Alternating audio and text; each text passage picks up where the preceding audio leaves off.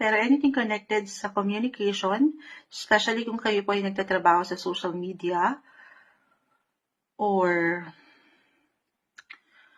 ano na to, transportation, communication, oo. Ano, meron kayo, ito yung pinaka-advice. Sabi ko nga, yung power of voice, ito yung natural sa inyo, Gemini. Kayo na to, para sa inyo na talaga to. Yung inyong mga communication skills sa inyong paraan. Of course, nang hindi nasusobrahan or nakukulangan. Balance is the key pa rin, ha? Why not?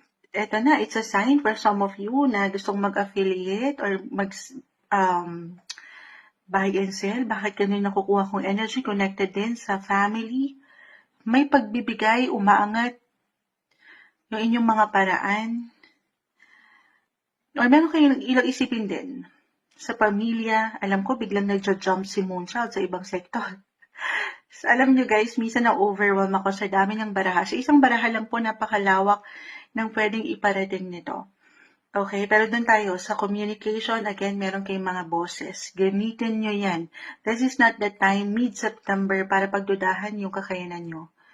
Open up. Okay? Meron kayong mga power of voice. Technology, if ever, social media, connected dyan.